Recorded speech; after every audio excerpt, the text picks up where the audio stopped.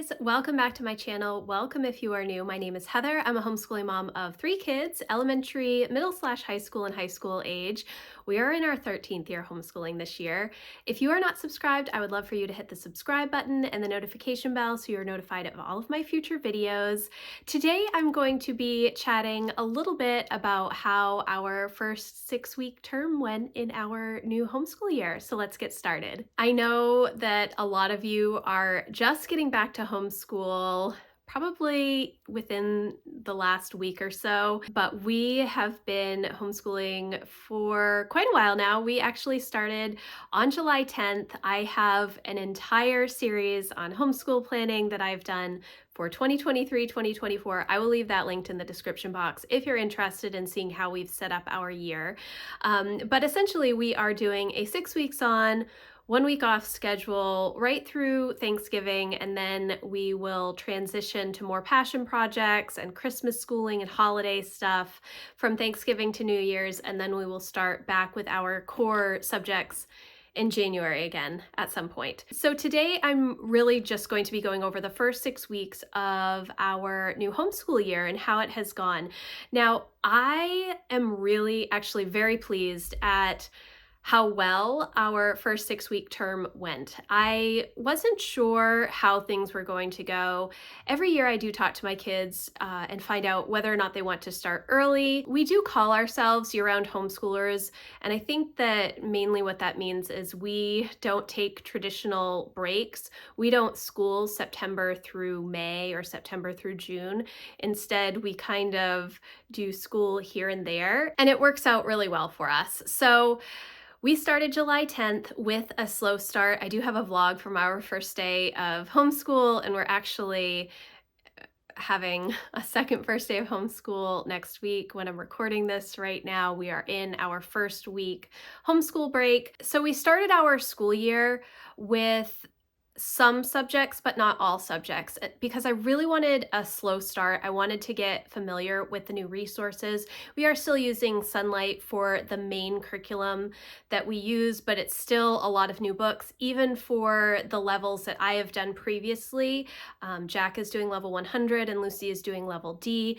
I have done those. Well, level D I've done a couple of times, but there are all new books. And level 100 I did with Emma a few years ago, and there is a new spine with level 100. So it is similar to what we've done in the past, but there's always new books. So we definitely eased into the new year, trying to figure out how long the subjects were going to take us, especially my older 2 kids, to see. Jack is doing Japanese, Emma is doing Spanish and chemistry online. They both use teaching textbooks for Algebra 1 and Algebra 2. So I needed to know about how long those subjects were going to take so that I knew about how long I would have to work on history and read alouds, passion projects, all of those sorts of things. Now, I really think that I was very intentional this year with our slow start. Typically, I do like a slow start, and essentially what I usually mean is that we start with just a couple of subjects the first couple of days, and then a couple more subjects the next couple of days, and then by week 2 or maybe week 3, we're in everything. It was kind of similar this year, but I gave myself a lot more grace, and I was really diligent with the plans that I made to make sure that I wasn't planning too much stuff, and so that if we didn't get to it, starting to double up already starting out the year was not something that I wanted to do. And so I was really good about my planning, my Sunday planning, and my homeschool planner. I have a couple of videos from this first 6-week session of homeschool planning that I will leave linked for you in the description box. One was the first week that we did homeschooling, our first week back, and I did reverse record keeping that week, and I think that that was really helpful. Instead of trying to plan out that first week, I did reverse record keeping, and it kind of helped me. Instead of trying to get to so many things, I was able to write down what we were able to get to that week and then adjust from there. I think I'm actually going to do that again for this next first week of homeschool, because this is going to be the week where we are doing all of our subjects, but Emma also has cross country in the afternoons, and we are still focusing on our passion projects on Wednesdays, and Fridays we are doing our screen-free school days. So it's a little bit different how I've set things up this year, but I'm very pleased with how things have gone so far. The kids have been really good about getting all of their work done as long as I'm writing out their lists. I did actually write out daily habit trackers for the kids when right around the end of July for August, and I think that that was very helpful. And it also helped me with my homeschool planning, because essentially what I did, I'll leave a link. I think that I talked about this in one of my videos. I can't remember which one, but I will look for it and leave a link if I can find it. Essentially what I did, let me actually grab that. Okay, so this is my daily habit tracker. I have this as a free printable on my website. I will leave a link for that if you're interested in grabbing it. So what I did was I took this daily habit tracker and I had a morning routine that I had discussed with the kids. We talked a lot about morning routines and rhythms and all of that stuff right at the beginning of our homeschool year. So I wrote out for each child had a different one of these, what they were expected to do in the morning, what their individual subjects were, what their daily subjects are as well. Things like for my older two, World Watch, which is their current events, Wordly Wise, written narration, reading, and their passion projects. So having all of that stuff listed, and then all of the core subjects listed that I want to cover. I wasn't writing down any plans with these, just that I wanted to cover them. And then I went through and crossed off the days that I knew we were not going to be doing particular subjects or particular daily tasks based on our month at a glance when I set up my August monthly calendar and the homeschool calendar and all of that stuff, which I do on my monthly reset days. So I crossed off the weekend days for everything except for passion projects and reading, because I want my kids to read every day and do passion projects, at least something, working towards their goals every day. And then I also crossed off, on Wednesdays, we do a passion project focus. And so we're not doing written narration or Wordly Wise on that day. The kids do still do current events on that day. On Fridays, it's our screen-free day, so they do not do World Watch on Fridays, but they do written narration and Wordly Wise. So going through and crossing off the days that we're definitely not doing particular subjects was very helpful for me for homeschool planning on the other weeks, because I could look at this and say, okay, well, I know that on Tuesday and Wednesday we're not doing X, and on Thursday of this week we're not doing X. And all of that came from really just going through my planner and figuring out, okay, when do we have appointments? When do we have other activities going on outside of the house? Are there events that we're going to be doing? Is this week going to be very busy for me trying to do errands for something? So I'm going to continue doing this. I've used these in the past for myself, for the kids to see, writing down all of the things that I want to cover in a month and then checking every day that we do those things. It's very helpful to see at the end of the month how much you're actually doing, and then understand where you maybe need to make some changes or try a couple of different things because you're not hitting on a particular subject or topic that you want to as much as you want to. So that was a really big help for me in August, and I'm going to continue doing that going forward. They still have their daily habit trackers for August. I'm filming this, what day is it? The 26th of August. So next week, they still have the last week in August that they will work on those daily habit trackers, and then they will get a new one for the first week in September. So I think that that was super helpful for me. It helped keep me on track, and it also gave me the ability to say no. Oftentimes, when I have extra time or if we're working through material very quickly, it's easy for me to just keep adding more stuff, but I didn't want to do that during our slow start. Now, it's possible that it will happen later on. I don't expect it to be happening during this next 6 week session because Emma's going to be in cross country. And so I know that our schedule is going to be pretty tight anyways. But in the winter months, when it is super cold and icy or snowy, and the kids aren't spending a lot of time outside, if we have a lot of good snow, they will spend a lot of time outside. But the past couple of years, it's been a lot of ice and really cold weather and not so much snow, so they haven't spent as much time outside. But in those winter months, there's definitely a lot more cozy, hygge type homeschooling where we are able to do more read alouds, do more work, seat work, book work, because nobody wants to go anywhere and do anything. It's dark and cold. So just understanding which terms I'm in or which 6 week sessions of homeschool I'm in is definitely helpful to me, and letting go of some of my expectations. Like, I want to just keep going, get as much done as possible. And my kids are not like that. I mean, they do their work as they need to, but they don't want to keep adding stuff. They want to complete their work for the day and move on.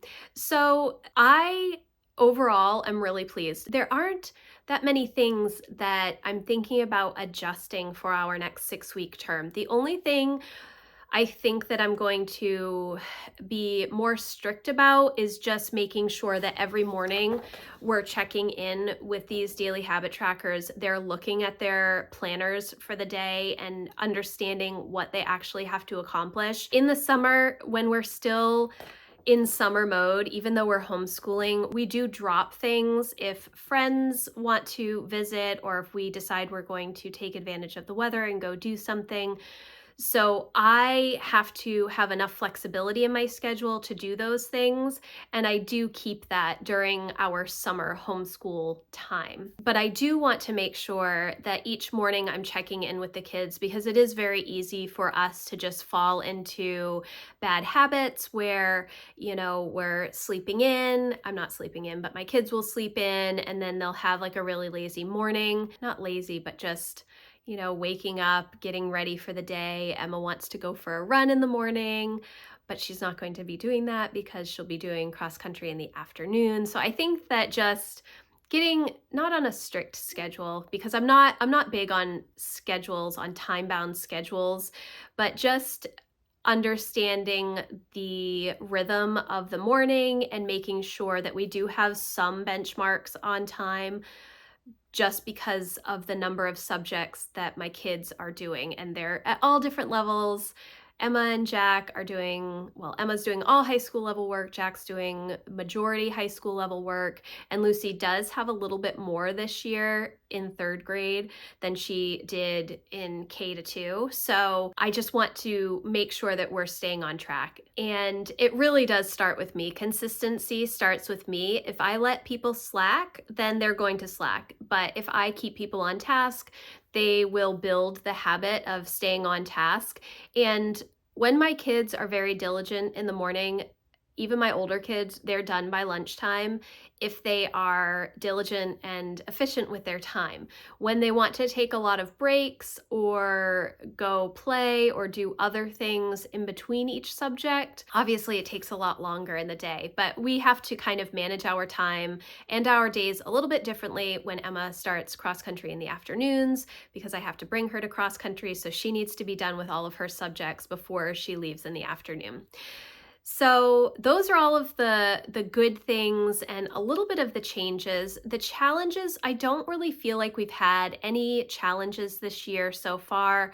The books have been really good. Emma and I have been enjoying the level 300 history, which we do together. The high school levels are written to have the student do all of the reading and respond to all of the questions and everything on their own. And then the parent kind of checks in or has some discussion with the student about the work. But I really like to partner with my kids, all of my kids, for history. It's a time that I value a lot with them, making sure that I am reading the same books and having the discussion.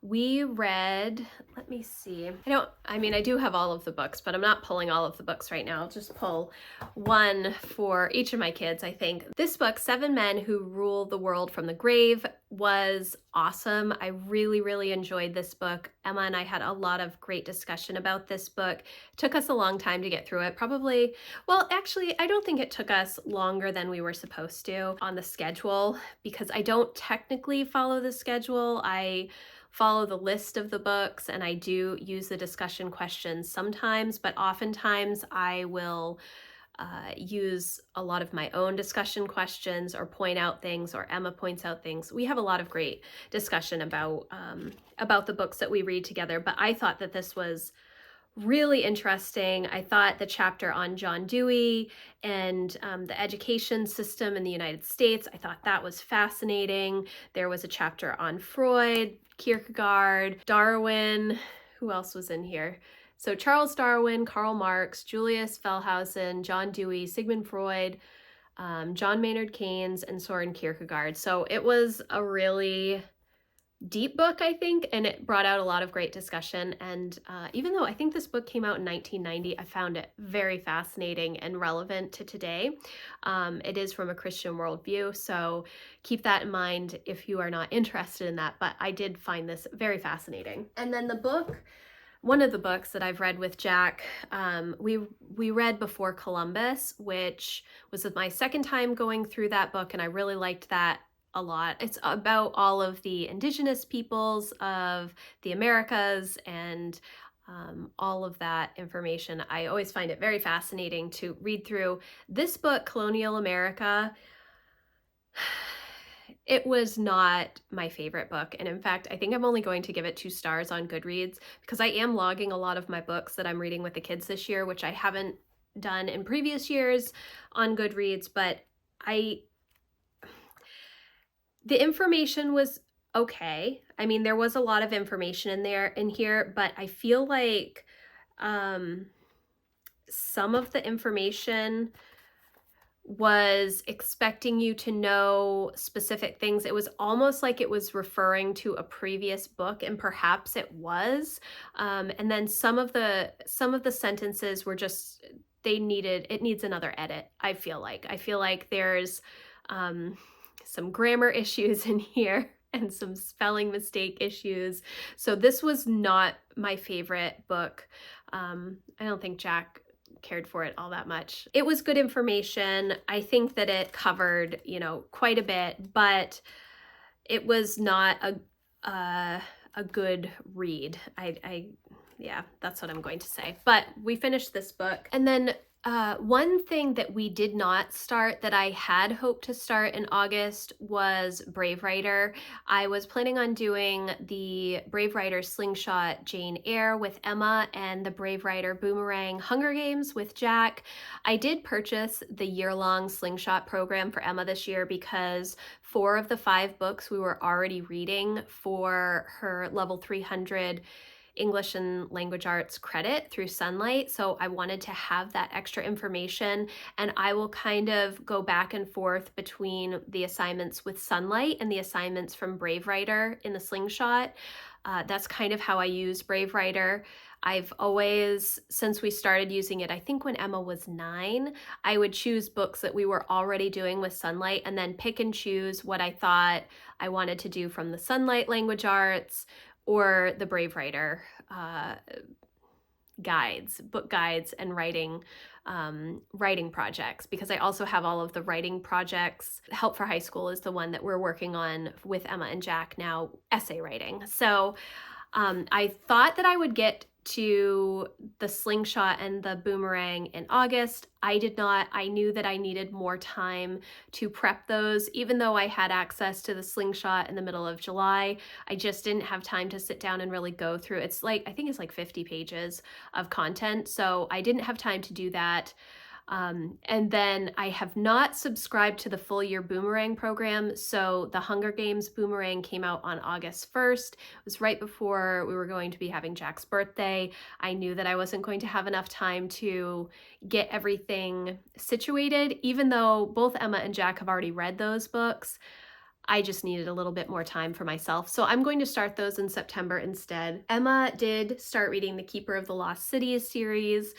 So she's been reading that in her free time. She read The Great Brain. She also read Heart of Darkness, which neither of us enjoyed at all. It's supposed to be one of those classical works that everybody loves. We did not love it. It was not great. She also read Castle of Dusk and Shadows, which is a Pride and Prejudice retelling with Faye. I read it first and it was quite good, and so she wanted to read it and really enjoyed it. She also read Metamorphosis, and then what is the other book? Oh, she read Darcy's Diaries, which is a Kindle Unlimited Pride and Prejudice from Mr. Darcy's point of view. If you haven't read it, it's cute. I really enjoyed it, and she also enjoyed it. So she read that as well. So she read, I think she's read about 12 books in the past 6 weeks. So she is enjoying all of her reading this year. We are pushing off The Great Gatsby at the moment because that's a slingshot that comes out, I think, in April. And so we are trying to figure out what books she's going to be reading next in her level. Jack started reading the Rick Riordan Lost Hero series, which I think is Roman gods instead of the Greek gods. He also read Children of the Longhouse and Amos Fortune Freeman, and then he has one other book that I can't remember the title that he read. I can't remember what the other book is right now. But so far he has been kind of enjoying, oh, Tom Sawyer is the other book that he read. So he's been kind of enjoying the assigned reading. I would say it's not his favorite, but he has plenty of time to do his own free reading as well. So that is good. School is going great with Lucy. We're getting everything done. It takes about an hour and a half or so to get through all of her work in the morning. Making sure that I sit down with her for math is the biggest thing. I have to remember that she is only 8, and I did do this with both Emma and Jack. Moving into that more long division, multiple digit multiplication, all of that kind of stuff, it takes a lot more time. Adding and subtracting 4 or 5 digits, I need to make sure that I'm sitting down with her. Even if she doesn't necessarily need my help, it does give her a little bit more confidence as she's moving through the work. So that's the only thing. She's doing great on her reading. She has done all of the level 3 readers for the year. So I had the same problem for Emma when she was between Language Arts 3 and the Level D readers, which Level D at Sunlight is the first year that they entwine the history reading with the language arts. And so I'm trying to find some more fun early chapter books for her to read. We do have a ton of books in our basement, readers, everything from preschool all the way up through 11th grade. Well, an adult, actually, if I'm being honest. So there is a lot to choose from, but it's a little overwhelming to try and choose books for her. So I'm kind of just letting her choose books to read. As long as she's reading something, I'm happy. And she does tell me a little bit about what she's reading each day, some oral narration, which she doesn't understand she's doing, but she is doing, which is helpful. But overall, I'm really pleased with how all of the subjects are going. There isn't anything that I'm not happy about. I remember at this point last year, I knew that we were already struggling with biology, the apology of biology, but this year I was actually a little concerned about the BJU Press chemistry because it's a lot, and I had some ideas and things in place in case the BJU Press chemistry was not working out for us. But I actually love it. I sit down with Emma and we do it together and go through all of the content together, and it's not taking a ton of time. I mean, it's a typical high school level chemistry class. I was worried that it was going to be dry or Emma wasn't going to understand particular concepts because she's just not that interested, but she's doing great with chemistry. She's doing great with algebra 2. She's so happy that she's back in algebra and not doing geometry this year. So overall, I feel like all of the reevaluation that I did at the end of the 2022-2023 homeschool year, which again, I have all of those videos in a playlist if you're interested in seeing it. All of that reflection that I did about last year, I think really helped me this year to make sure that I was on track. Not that I didn't spend a lot of time researching and making sure that we had certain subjects covered and certain types of curriculum. I did all of that. I did all of the same things, but I definitely considered the amount of time that we had for school this year, as opposed to typically I don't think about that as much. And I also really held firm to my yes and no list for this year. And that I think is a big is a big change, because oftentimes once the public school kids, well, the public school hasn't gone back yet, so I can't say anything really yet, but when the public school kids go back to school, it's very easy for me to want to put my kids in activities with their friends. And I'm trying to be better about not doing that, because the kids don't necessarily want to do those things. They love spending time with their friends, but they don't want to do an organized activity or an adult led activity like sports and stuff. They just want to hang out with their friends. So remembering that we do not have to put the kids in organized activities. We can just invite friends over. It's a little more challenging when everybody has their sports going, but we don't have to fill all of our time. I want to make sure that we're having margin in our days, and so far we have been able to do that. So the only other two things that I wanted to talk about are my passion projects day and our screen-free day. So Wednesdays, I've talked about this a little bit. I think I have a couple of videos up about our focus on passion projects this year. And so far, I think that it's working pretty well. We haven't held really strict to this schedule of Wednesdays being passion projects and Fridays being screen-free day, because we've also had a lot of appointments and other things come up over the past couple of months. But going forward, I'm definitely going to be continuing on this path. And one of the things for our passion project days that has been helpful is me checking in with the kids frequently about their passion projects and kind of saying, what are you working on? What is your plan? So on Wednesday mornings, I will talk to Emma and Jack about their passion projects. Jack is in the middle of creating a video game and Emma is writing a novel. What is your goal for today with your passion project? What are the steps that you're going to be taking? How are you doing? And over the past several months, I feel like they have taken a lot of initiative to make sure that they are writing down steps, concrete steps to take in order to make progress. And that's really my goal with these passion project focus days, is to have them work on something but learn how to create the steps necessary to make progress, while also learning at the same time and maybe figuring out something that they want to do more long term.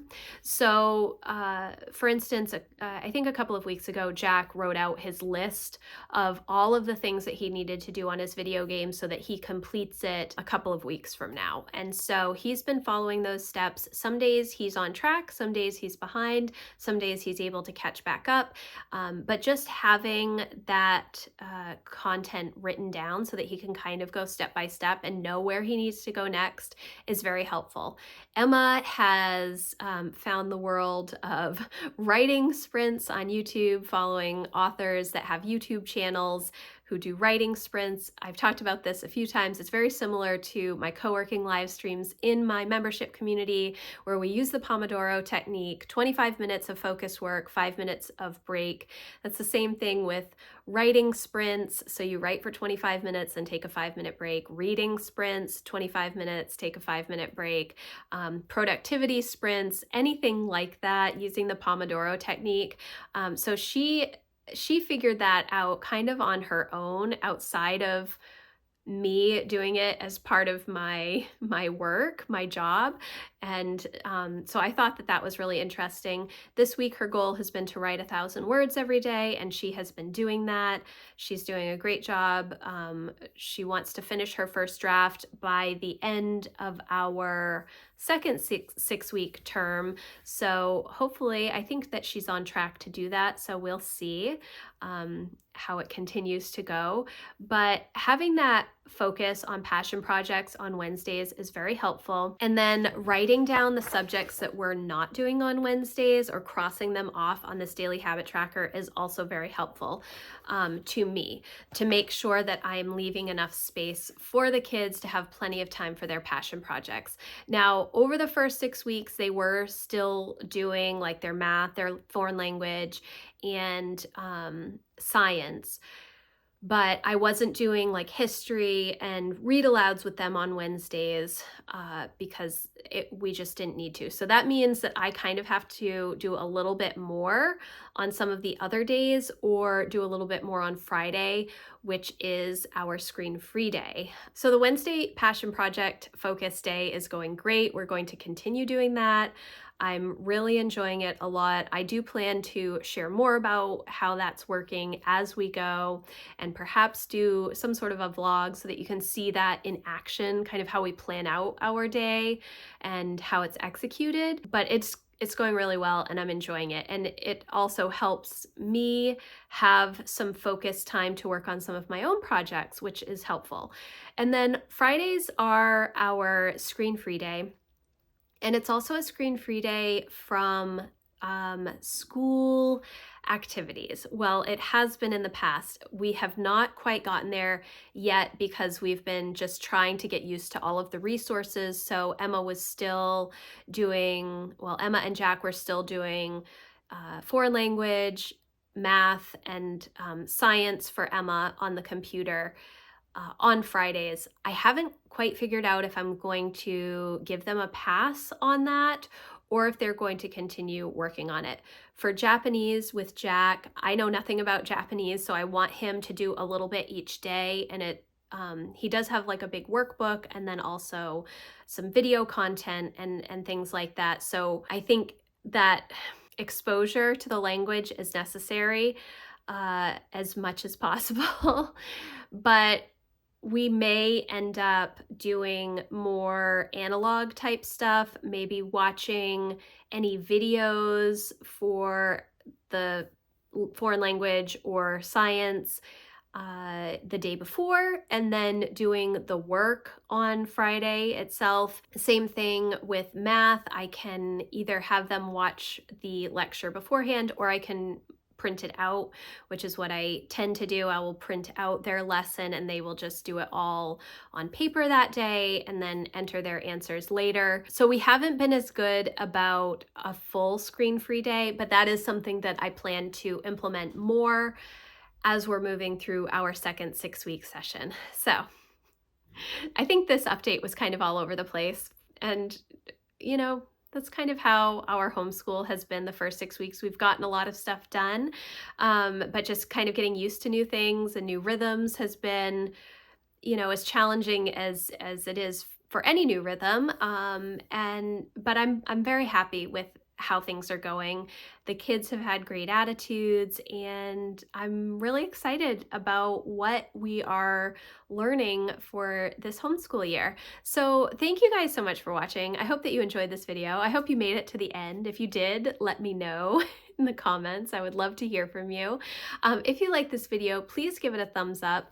If you want to come over and check out my membership community, it's a great group of homeschool moms. We talk about all kinds of different things. We have book clubs. I do live streams weekly, either a co-working live stream where we are using that Pomodoro technique to work on a project, or a live Q&A where I answer any and all questions. We talk about rhythms and different ideas for implementing new subjects, how to manage your home and your finances, all of the things. I would love for you to come check it out. So again, thank you so much for watching, and I will see you in the next video. Thanks, guys. Bye.